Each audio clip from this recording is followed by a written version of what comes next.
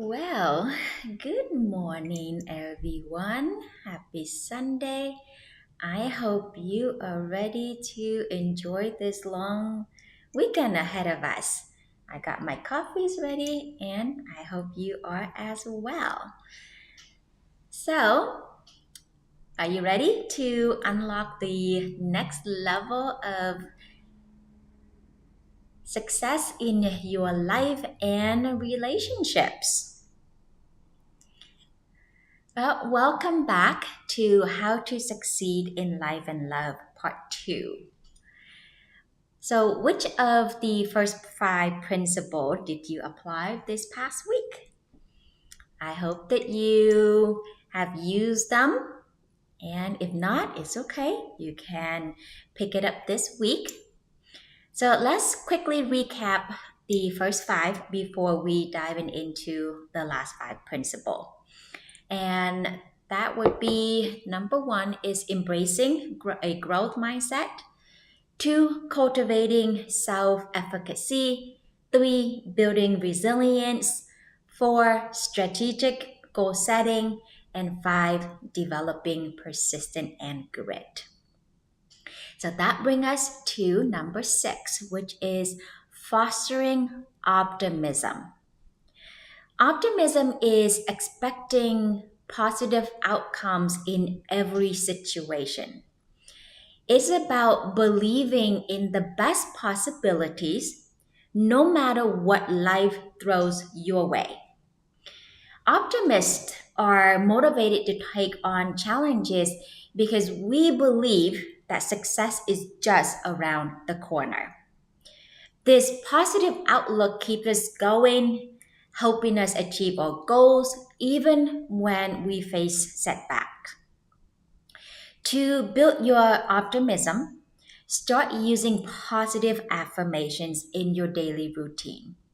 Remind yourself of your strengths and potential. Combine this with gratitude practices to keep track and focus on the positive aspects of your life and your accomplishment thus far. Personally, you may be facing health challenges right now, but by maintaining a hopeful perspective, you are not just enduring, you are actively enhancing your recovery and improving your quality of life. Every day, your optimism brings you closer to a healthier and happier you. Or maybe you are in a dating world. Imagine there's someone you fancy. Instead of letting fear and doubt hold you back, you foster optimism by approaching them with confidence. You envision a positive outcome, getting their number, and setting up a date. This optimistic mindset not only enhances your courage, but also makes you more resilient against any challenges or setbacks. By focusing on positive possibilities, you radiate confidence and charming, increasing your chances of forming a meaningful connection. And professionally, picture a promotion opportunity open up at your company. You approach this chance with unwavering optimism, fully believing in your skills and qualifications. You prepare thoroughly, visualizing yourself succeeding and thriving in this new role. Throughout the process, you maintain a positive attitude, which not only boosts your self confidence, but also enhances your performance during interviews and evaluations. Your optimistic outlook helps you stay motivated and perform your best, which then increase your chances of securing the promotion and advancing your career. Now, number seven is enhancing emotional intelligence. Emotional intelligence involves understanding and managing your emotions as well as the emotions of others. It is essential for effective communication, conflict resolution, stress management, and leadership. To enhance your emotional intelligence, engage in emotional exercise, awareness exercises, such as identifying your emotions using a feelings wheel, understand your beliefs and triggers using the ABC model. A stands for activating events, B for beliefs, C for consequences.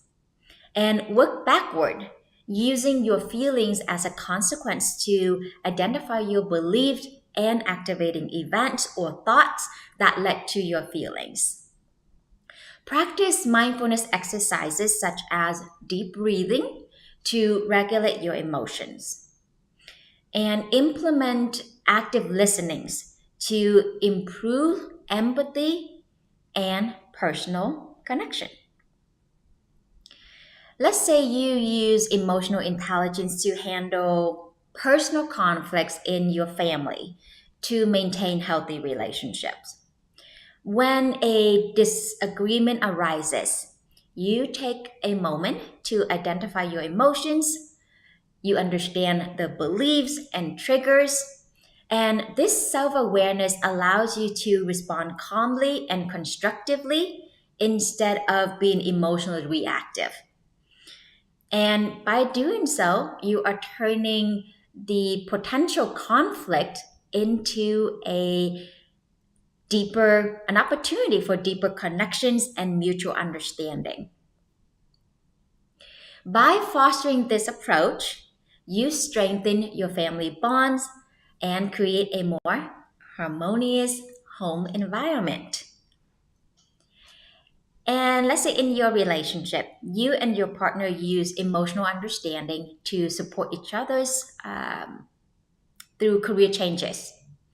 By actively listening and empathizing with each other's experiences, you create a supportive environment that helps both of you to thrive. This emotional support not only enhances your relationship, but also boosts your individual confidence and resilience, allowing you both to navigate career challenges with greater ease and success and prepare you for other challenges that may arise. And professionally, let's say you are a team leader. You use emotional intelligence to handle team conflicts by understanding the emotions behind them. By addressing these issues and encouraging open communication, you create a safer and more productive work environment. This approach not only resolves conflict, but also builds a culture of trust and teamwork, leading to better performance and overall success. And your leadership becomes a positive influence, inspiring your team to do their best. And eight is habit formation. Establishing good habits help you make progress automatically. And it doesn't rely on the fluctuation and changing of your motivations. This makes your journey to success easier and steady. To create healthy habits, set specific triggers and prompts.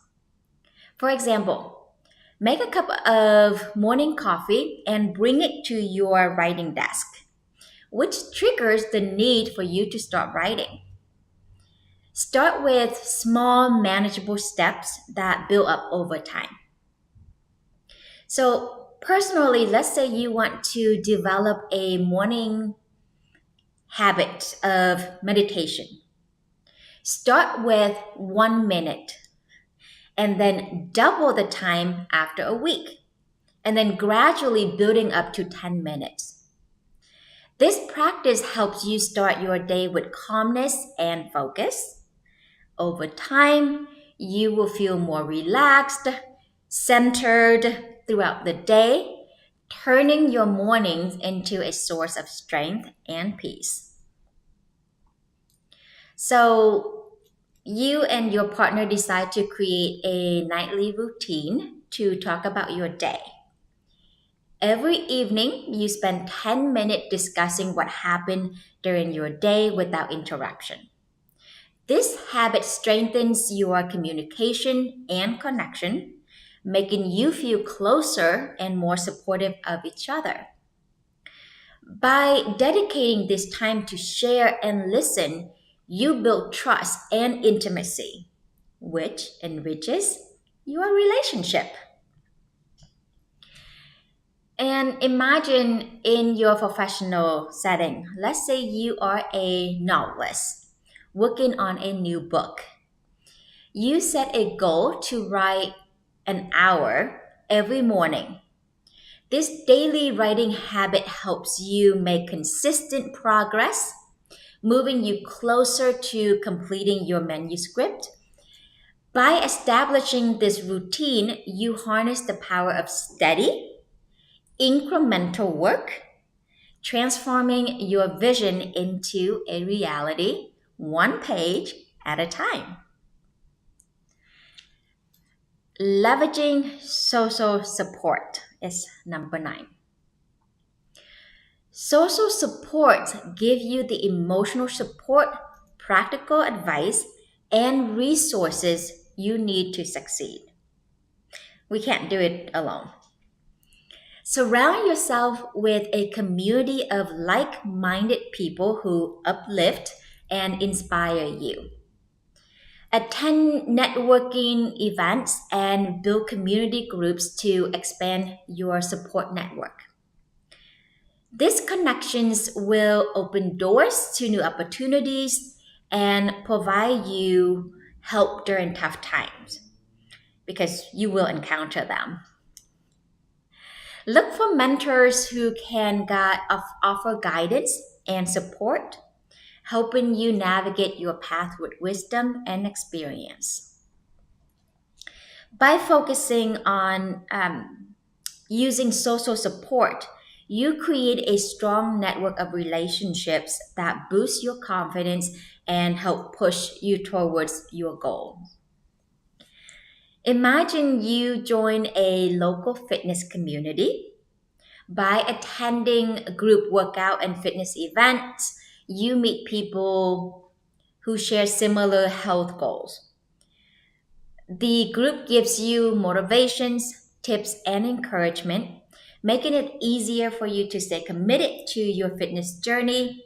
You start going to regular workout sessions, even participate in local fitness challenges, pushing you further than you thought possible. The camaraderie and support from your fitness community ignite a passion within you, helping you achieve your health goals and transforming your lifestyle into one of energy and strength. And in your relationship, let's say you and your partner decide to go on a couples retreat to work through some challenges you are facing. By seeking outside support, you both learn new ways to communicate, understand each other's perspective better. The tools and techniques you learn help you resolve conflicts and strengthen your relationship. Hearing stories and getting support from others in the group makes you feel less alone and more encouraged. Over time, you notice that your bond becomes stronger and more resilient, and you both feel more supported in your relationship.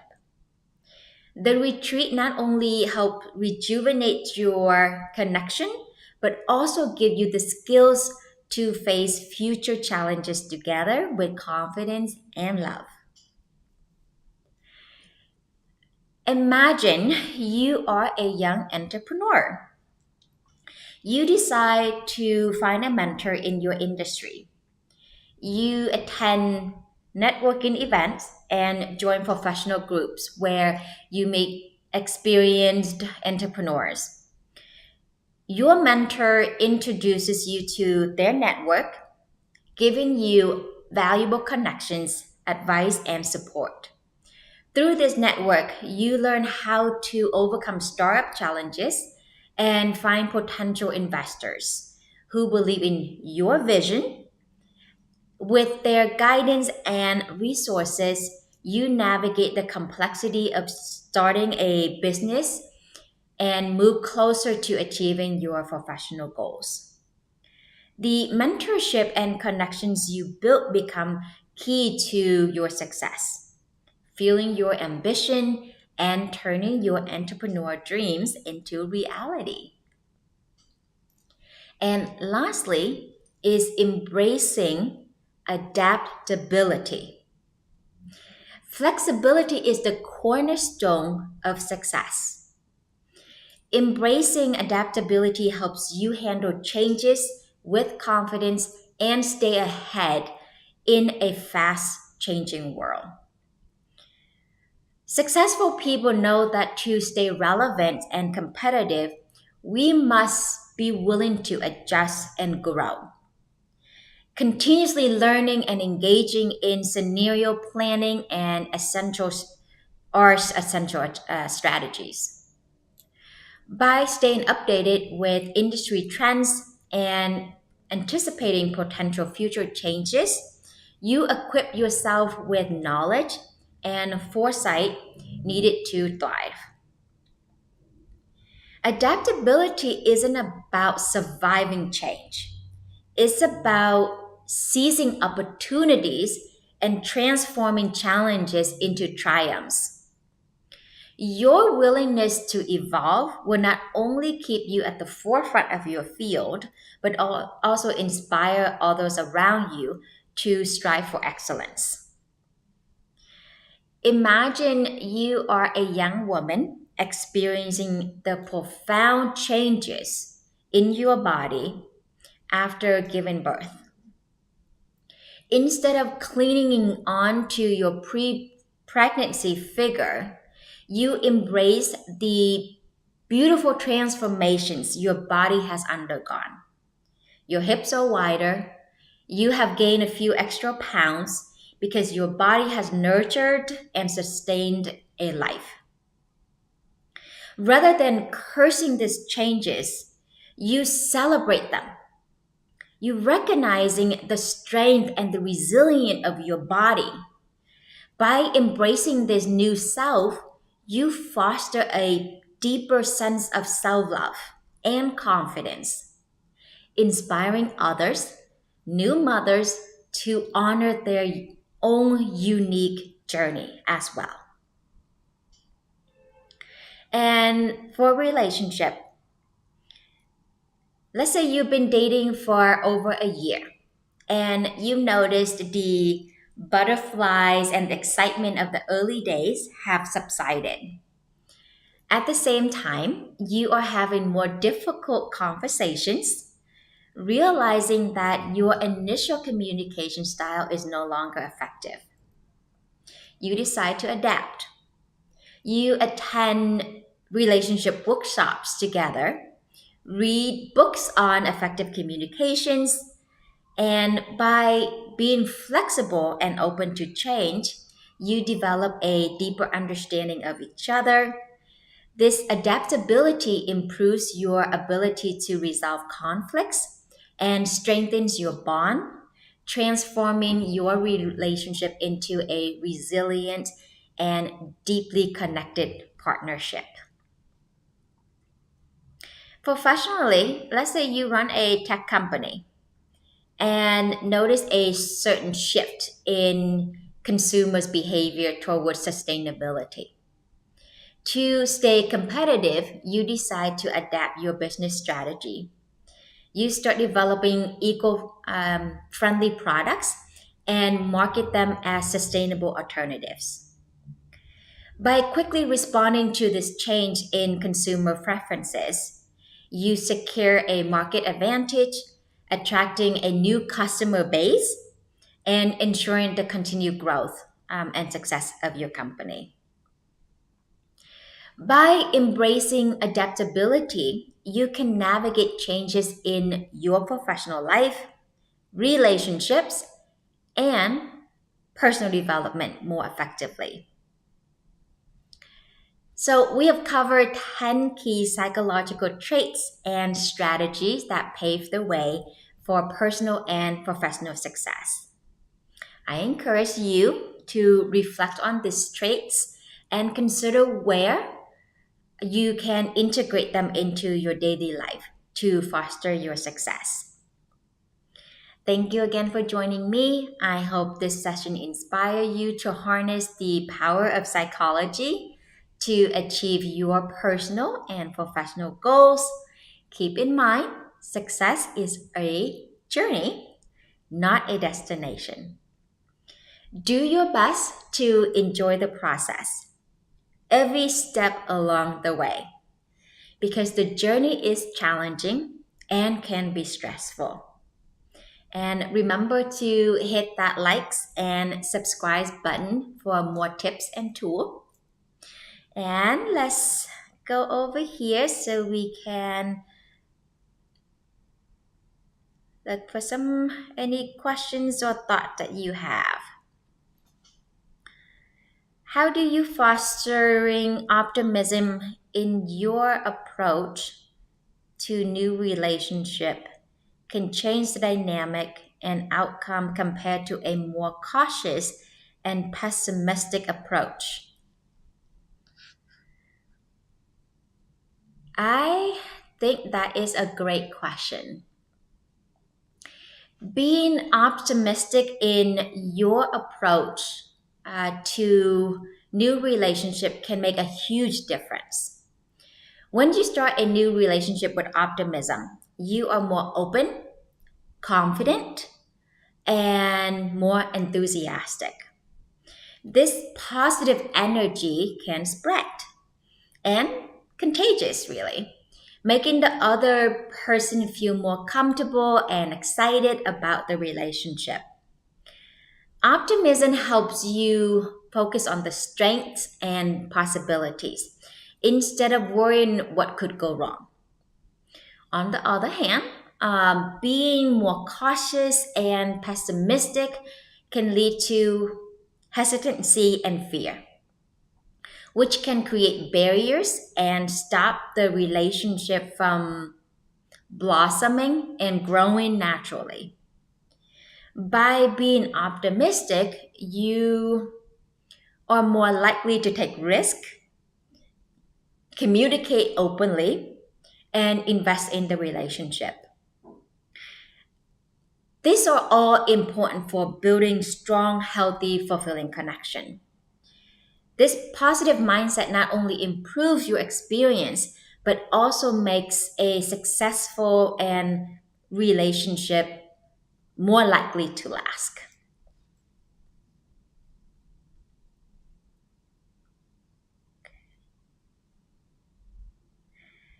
How have you embraced the changes in your body or personal life to foster a sense of self love and confidence? Can you share a story of personal growth through adaptability? Okay, we are getting personal, aren't we? Now I'll be more than happy to share a personal story. I actually have this gray hair. Is somewhere over here. One gray hair that is making is present. No, it makes sure of it. And I don't mind it, actually. In fact, I love it. I know a lot of people try to pull them out, but I take it as a sign of wisdom as I am growing older and not just getting older.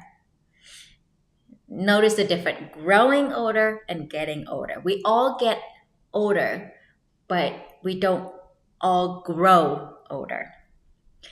Embracing this change has helped me appreciate the natural aging process so that I can age more gracefully and feel more confident in my own skin.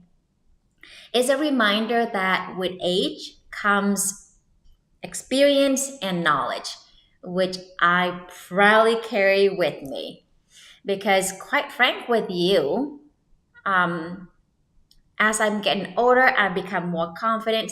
If you were to ask me, would I see myself on YouTube, put myself out here, say 10 years ago, I'll probably say most likely not. And here I am, embracing growth, courage, strength, confidence, experiences, and all of that. And so, every little things that we do to embrace the changes, it will help you grow exponentially in other areas of life as well.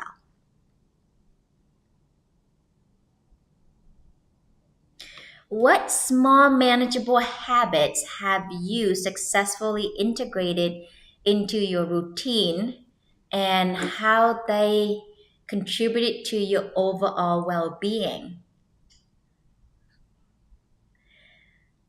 Um, what have I integrated? I do my best to practice what I preach.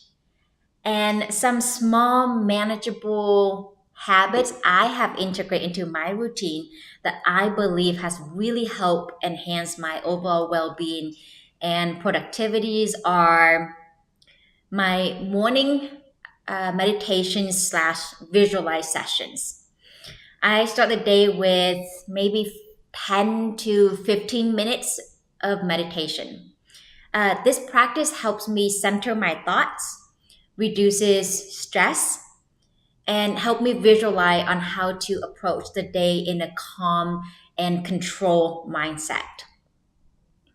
And at night, I do a serenity prayer. I practice my own version of serenity prayer, where I show gratitude for what went well during the day, ask um, the strength to accept the things that didn't go well, and find the courage to change the things that I can. This habit shifts my focus to the positive aspect of my life, reinforcing my sense of control and contentment, and learning to let go of things that is not within my control. Because we can only change the thing that is within our control. And exercise regularly. I have committed to 30 to 45 minutes workout 3 to 6 days a week. This helps boost my energy level, improves my mood, and keep me physically fit because I love eating. Um, Talk about eating. I do my best to do healthy eating. I enjoy cooking, so that helps. I typically do meal prep on Sunday afternoons for the week. I focus on high vegetables, proteins, and low carbs to enhance my physical health and mental clarity. I avoid soda, I don't do soda, and I limit junk food. And when it comes to like chocolate, I tend to go for dark chocolate. Um, Reading, I dedicate about 20 minutes of reading 3 to 5 times a week and make that a intentional reading as I read uh, pretty much every day.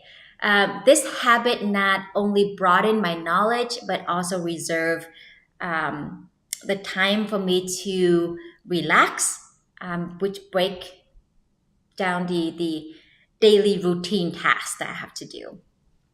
Hydration. I make sure that I drink a glass of water first thing in the morning. I actually bring a glass of water with me to bed. I put on my stand at night.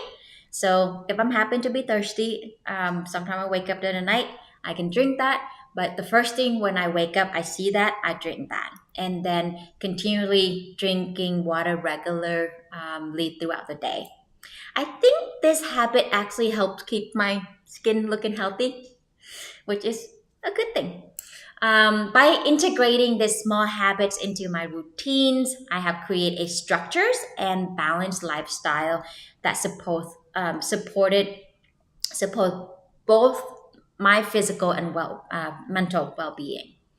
And even though each habit seems really small on its own and insignificant, collectively contribute to a more energized, productive, and I think I feel a lot better, happier, um, generally speaking, with this small, manageable habits.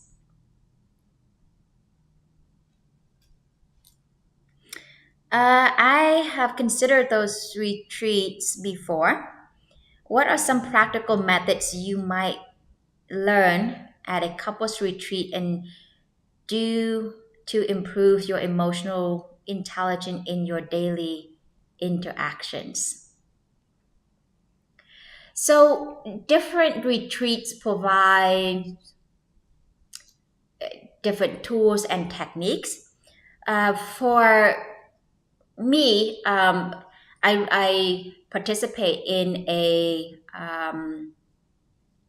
retreat called the unconventional retreat, and in there, in our relationship and communication focus, what we do is going over the communication techniques. So some of them you would be learning from, generally speaking, most of couples retreat is active listening.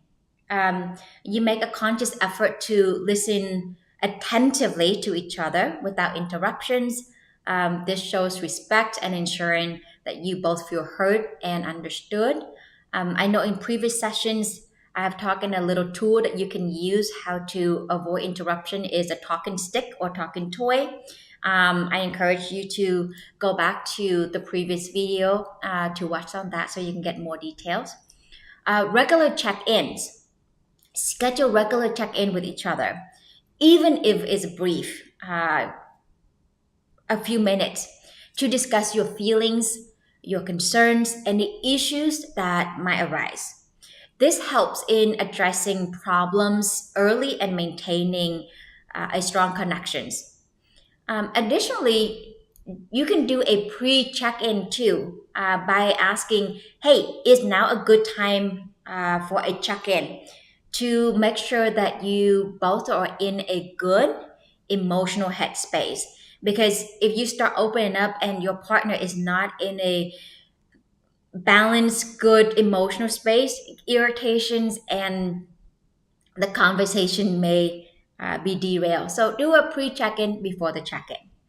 And then practice gratitude, express appreciation for each other on a daily basis. I think that's so, so, so important because oftentimes, uh, after being together for a long time, we, not that intentionally, but we tend to go about our day mindlessly, taking things for granted. The things that we want appreciated become unexpected. So take the time to acknowledge and appreciate each other, acknowledging the little things that your partner does to foster a positive atmosphere and strengthen your bond. Conflict resolution techniques. Use I statement. I can't stretch the importance of that. I've seen so many couple comes in and it is a practice that you really have to develop over time in order to make it seems normal because most of us don't start a sentence with I feel, I believe, I see.